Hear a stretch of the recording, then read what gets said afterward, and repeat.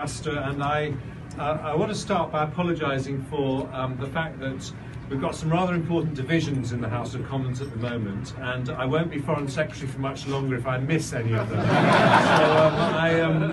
I'm going to be fairly brief in my comments, but I very much welcome what the Ambassador said. There's a historic friendship between the United Kingdom and Israel. It actually started in my office, where in 1917 the Balfour Declaration was signed, which was the first declaration announcing the formation of the State of Israel. And we have to be honest, there have also been some black moments when we've done the wrong thing, such as the 1939 White Paper, which capped the number of visas issued to Jews wanting to go to the British Mandate of Palestine. But on the whole, it has been a very strong, deep-rooted friendship based on a huge historic admiration for what the State of Israel has achieved against all the odds, the challenges of geography, the challenges of history, the challenges of having many neighbours who have posed direct threats to the existence of Israel, the challenge of being pretty much the only country in the world where other countries are dedicated to your total destruction and elimination. And despite that, Israel has absolutely thrived as a modern high-tech country with a huge amount to offer, a huge amount of prosperity. And the Ambassador mentioned anti-Semitism. We will always stand shoulder to shoulder with Israel in stamping out anti-Semitism. Last week I had the privilege of doing something which I will never forget as Foreign Secretary, which is unveiling a bust in honour of the British Secret Service diplomat called Frank Foley, who was a nondescript, anonymous passport officer in the British Embassy in Berlin in the run-up to the war. And thanks to his extraordinary courage, this ordinary person did the most extraordinary thing and saved the lives of 10,000 Jews by doing what he didn't have to do, but what he knew he actually did have to do. And that was a great privilege. And you know, whether we learn the lessons of history, that is the litmus test as to whether we stamp out anti-Semitism, because the truth is that anti-Semitism isn't just about the fate of Jews.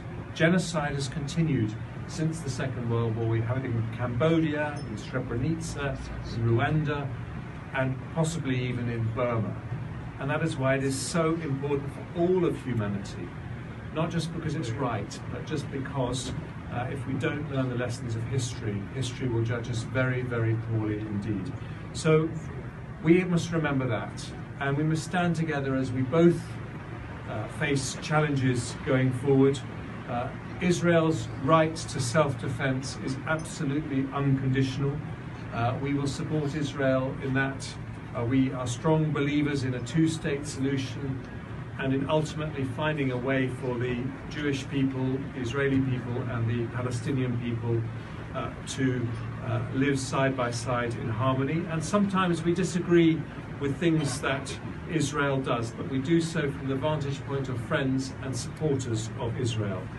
And we are grateful for your support, Ambassador, in the trade deal that you've announced, in the fact that because of our great friendship, trade is mushrooming between our two countries. And I don't want to overdraw the comparisons between Israel and post-Brexit Britain, but can I just say it is a great inspiration to see how you have flourished despite the many challenges on your borders. We should not forget that. And finally, I do want to say something that is about Brexit, and that is about the very, very important role that both Israel and Britain need to play in a post-Brexit world. And it is simply this. The democracy for which Israel is a shining beacon and for which Britain has always stood for, that democracy, those democratic values cannot be taken for granted in the modern world. By 2030, for the first time in our lifetimes, the largest economy in the world will not be a democracy. And we have to stand together as fellow democracies, part of an invisible chain linking the democracies of the world. And that is going to be our great, great mission, far more important than anything to do with Brexit or any of the other issues we deal with. So thank you for the great friendship you show. I know you're itching to find out the results of that division. We won by 20. Yes! Which amendment? Thank you, Nigel.